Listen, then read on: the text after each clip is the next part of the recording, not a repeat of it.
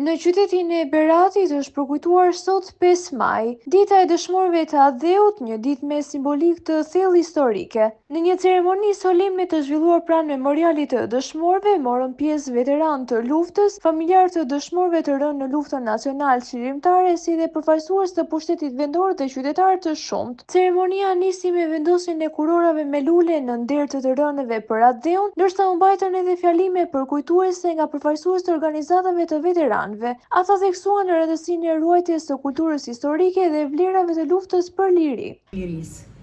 Ky 5 maj vjen i veçantë, pasi po të kthejmë kokën pas, jemi krenar që gëzojmë 80 pranvera të lirisë.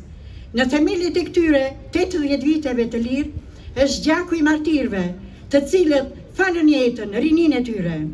Gjaku i tyre na thret, besimi i tyre na obligon, ëndra e tyre është horizont pa fund, me një dëshirë për ta bërë Shqipërinë zonjë. Ky 5 maj është i veçantë. Na përkon me vigjiljen e fitores mbi fashizmin në 9 maj.